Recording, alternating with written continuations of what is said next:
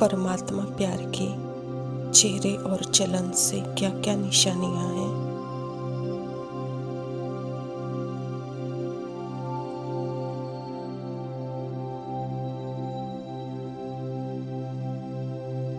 मतलब कौन सी निशानियां दिखाई देनी चाहिए और परमात्मा प्यार में समाये हुए की पहचान कैसे करेंगे।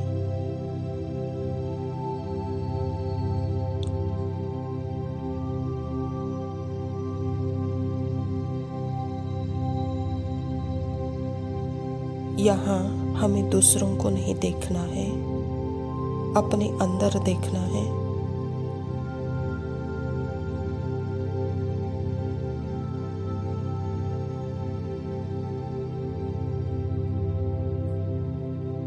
जो आत्मा परमात्मा प्यार में है ना, वो माया के होते हुए भी अपने अतीन्द्रिय सुख से हिलेगी नहीं।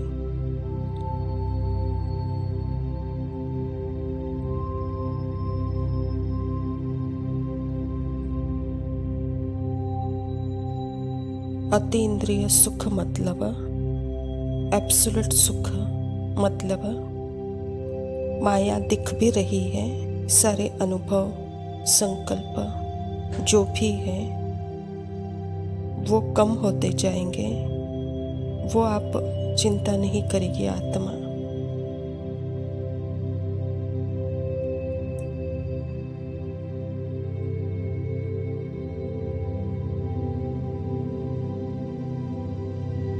क्योंकि उसको पता है कि यह मेरा ट्रुथ नहीं है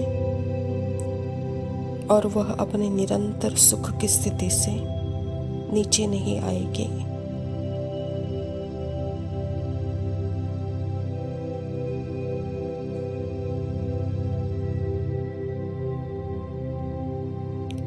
अरे यह संकल्प क्यों आया, इसको हटाओ, या यह अनुभव क्यों आया, इसको रिजेक्ट करो।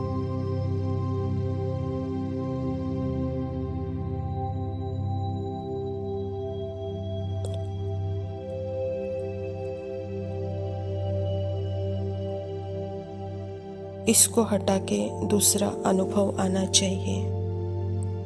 यह अच्छा है या यह बुरा है अनुभव, इन सब चीजों में आत्मा नहीं फंसती।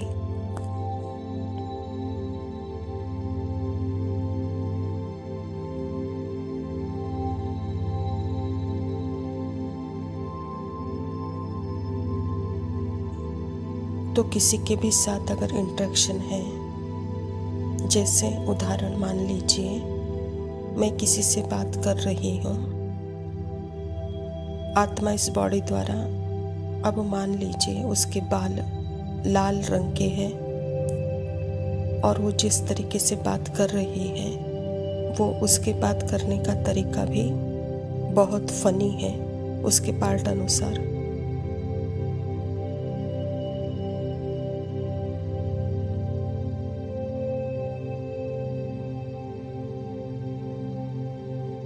इसको उसका पार्ट फनी लग रहा है मेरे माइंड के भाषा अनुसार, माइंड की भाषा बोल रही है।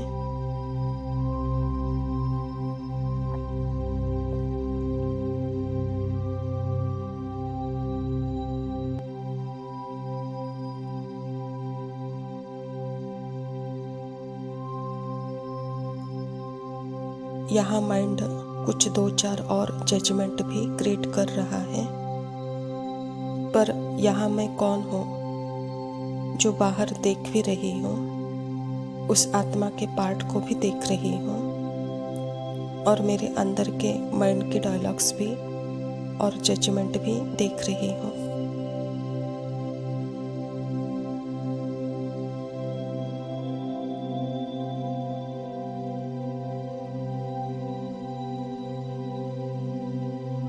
कौन हूँ मैं मन के जजमेंट से तो अपनी आइडेंटिटी नहीं बना रही हूँ कि मुझे ऐसे नहीं सोचना चाहिए। बाबा ने बोला है जज नहीं करना चाहिए, मुझे जजमेंट नहीं करना चाहिए।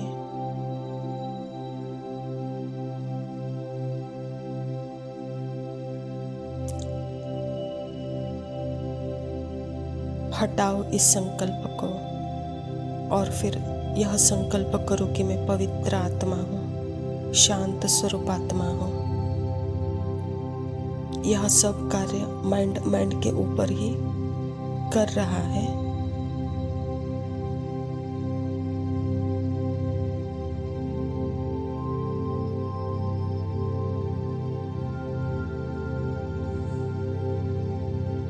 अब आत्मा देखेगी तो आत्मा साक्षी होकर देखेगी कि माइंड में कुछ जजमेंट चल रहा है पुरानी आदत अनुसार, पर मुझे इंटरेस्ट नहीं है।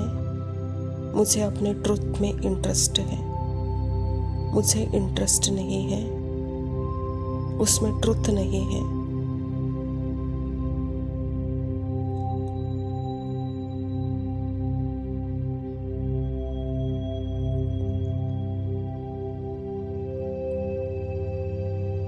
मैं परमात्मा की तरफ देखूंगी।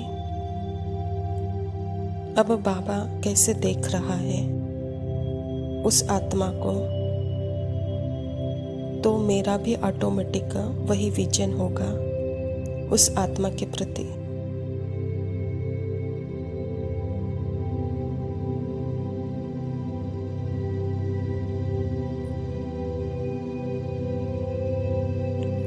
फिर मन वापस आएगा पुरानी आदत अनुसार। वह बीच बीच में कुछ बोलेगा, वह ऐसे ही जाएगा नहीं।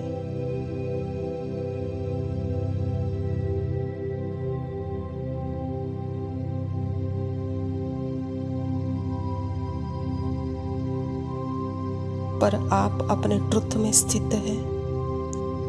वह बोल रहा है मन, पर आपका ध्यान जितना सुनना है उतना ही सुनाई देगा।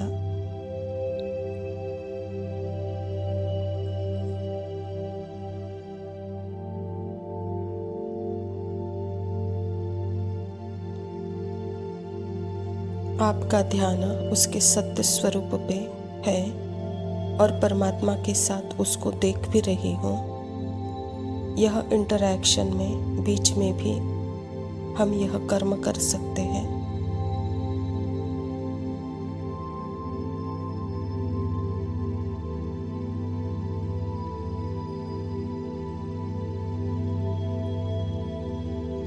अपनी स्मृति जब तक शिफ्ट होगी नहीं, तब तक यह खेल चलता रहेगा। पहले स्मृति शिफ्ट हो जाए यहाँ पर।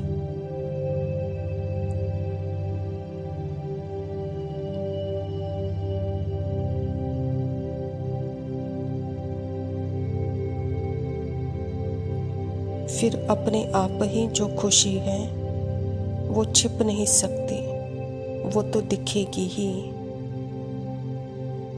कहते हैं इसको देखकर लगता है कि यह तो बहुत खुश रहते हैं। यहाँ दिखावे की खुशी नहीं होगी।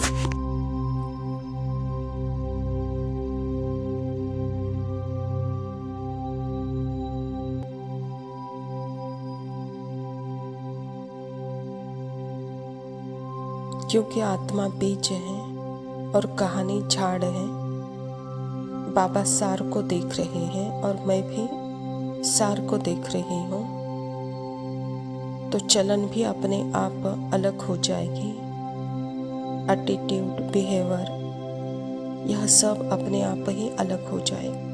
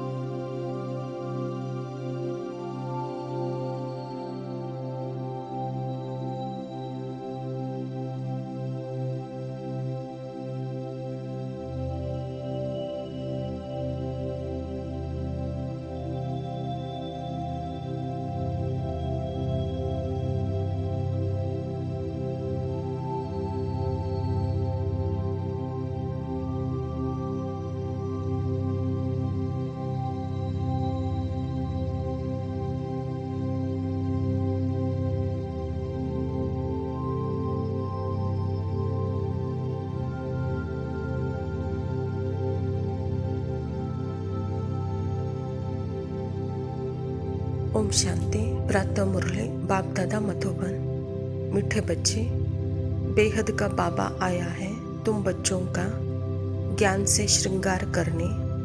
उच्च पद पाना है तो सदा श्रृंगारे हुए रहो। स्वयं परमपिता परमात्मा शिव बाबा हम बच्चों को बेहद की स्थिति में लाकर बेहद का नेचर जो सर्वगुण संपन्न है, सर्व शक्तियों से संपन्न है, अहिंसो परमो धर्म है, मर्यादा पुरुषोत्तम है, उस बेहद की स्थिति में लाना चाहते हैं। और इसी स्थिति से ही सदा का उच्च पद प्राप्त करेंगे। तो इससे सदा श्रृंगारे रहो कहता बाबा। प्रश्न है, किन बच्चों को देखकर बेहद का बाप बहुत खुश होते हैं? उत्तर, जो बच्चे सर्विस के लिए एवर रेडी रहते हैं, अलौकिक और पारलौकिक दोनों बाप को पूरा फॉलो करते हैं, ज्ञान योग से आत्मा को श्रृंगारते हैं, पतितों को पावन बनाने की सेवा करते हैं, ऐसे बच्चों को देख बेहद के बाप को बहुत खुशी होती है। बाप की चाहना है कि मेरे बच्चे मेहनत कर उच्च पद पाए। बेहद का बाप भी अपने बेहद बच्चों को सदा के लिए खुश देखना चाहता है। उसके लिए बच्चे सदा सेवा के लिए एवर रेडी रहो, सदा अलौकिक पारलौकिक बाप को फॉलो करते रहो, ज्ञान योग से श्रृंगारे रहो, सदा पतितों को पावन बनाने की सेवा में तत्पर रहो। यह करने से बेहद के बाप अपने बच्चों के प्रति सदा जैसे खुश है। बाप अपने बच्चों को मेहनत करता हुआ देख नहीं सकता। धारणा के लिए मुख्य सार है। पहला पॉइंट है, स्वदर्शन चक्र फिराते पापों को भस्म करना है। रूहानी पढ़ाई से अपना पद श्रेष्ठ बनाना है। किसी भी परिस्थिति में आंसू नहीं बहाने हैं। स्व का दर्शन अर्थात ही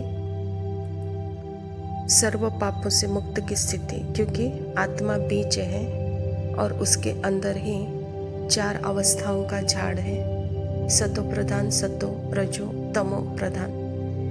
जब अपने आत्मा स्वस्थिति में आती है तो जैसे अपने आप को बीज रूप में पाती है और बीज में सारा झाड़ समाया हुआ दिखता है, वह सब अपने अंदर समा लेती है। तो यह रूहानी पढ़ाई सर्वश्रेष्ठ पढ़ाई है। तो बाबा भी कहता है कि अपने स्थिति से परिस्थिति पर कंट्रोल करो, यहाँ आंसू नहीं बहाओ। दूसरा पॉइंट है, यह वानप्रस्थ अवस्था में रहने का समय है, इसीलिए वनवाह में बहुत साधारण रहना है, न बहुत ऊंच न बहुत नीच। वापस जाने के लिए आत्मा को संपूर्ण पावन बनना है। वानप्रस्थ का अर्थ ही है सदा वाणी से परे घर जाने की तैयारी करना है। तो इसीलिए बाबा भी कह रहे हैं, सदा वनवाह की स्थिति में रहो, साधारण रहो, न अति ऊंच न अति नीच। वरदान है, सदा मोल्ड होने की विशेषता से संपर्क और सेवा में सफलता होने वाले सफलता मूर्त भव। जिन बच्चों में स्वयं को मोल्ड करने की विशेषता है, वह सहज ही गोल्डन एज की स्टेज तक पहुंच सकते हैं। जैसा समय जैसा सरकमटेंस हो, उसी प्रमाण अपनी धारणाओं को प्रत्यक्ष करने के लिए मोल्ड होना पड़ता है। मोल्ड होने वाले ही रियल गोल्ड है। जैसे साकार बाप की विशेषता देखी, जैसा समय जैसा व्यक्ति वैसा रूप, ऐसे फॉलो फादर करो तो सेवा और संपर्क सब में सहज ही सफलता मूर्त बन जाएंगे। बाबा बच्चों को सदा मोल्ड चाहते हैं। यह मोल्ड आत्मा की विशेषता है, इससे ही गोल्डन स्टेज तक पहुंचेंगे कहता बाबा। तो जैसा समय जैसा सरकमटेंस, तो अपनी धारणा अनुसार मोल्ड होना पड़ता है, और जो मोल्ड होता है वही रियल गोल्ड है कहता बाबा। तो समय परिस्थिति व्यक्ति रूप देखकर अपना रूप बदलो, इससे सफलता मिलेगी। स्लोगन है, सर्व शक्तियाँ हैं वहाँ निर्विघ्न सफलता का साथ है। अच्छा मीठे मीठे से खिलते बच्चों प्रति माता पिता बाप दादा का याद प्यार और गुड मॉर्निंग। रूहानी बाप की रूहानी बच्चों को नमस्ते। हम रूहानी बच्चों के रूहानी माता पिता बाप दादा को याद प्यार और नमस्ते। लव यू पापा, शुक्रिया, ओम शांति।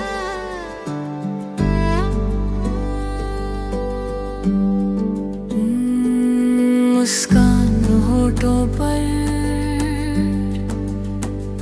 मन में काटे,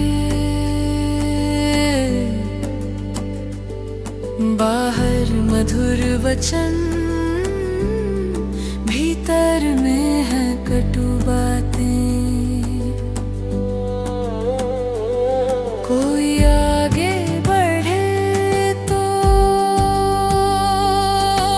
मन जलने लगे, पैरों में बंधन डाल रोकने लगे। जहाँ होना था स्नेह वहाँ तुलना की दीवार, जहाँ होना था सहयोग वहाँ मतभेद की मार। पंचायतें सजती है मीठे मुखौटों के साथ,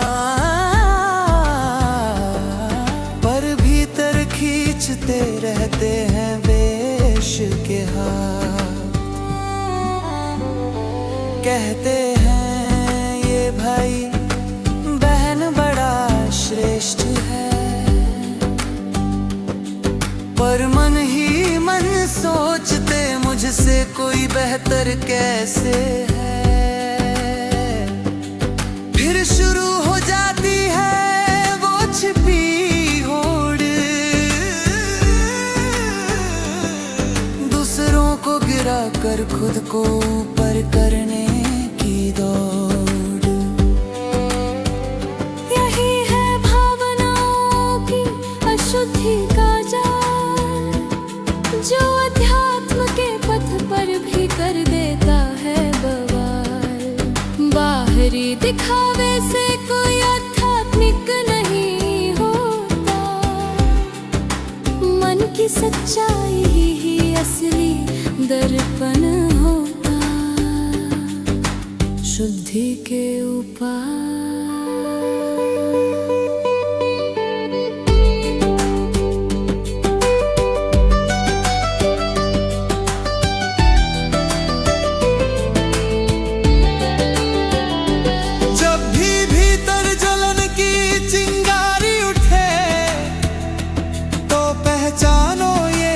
कमजोरी है और मुझे ही सुधरना है। दूसरे की सफलता में अपना उत्सव देखो, उनकी ऊंचाई में अपने कर्म का प्रताप देखो। मीठे बोल में सच्चाई की मिठास भरो,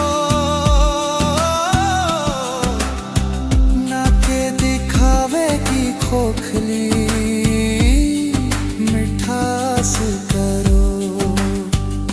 सच्चा साधक वही जो दूसरों की उन्नति में अपनी प्रसन्नता पाए और वेश की दीवारों को प्रेम से गिरा।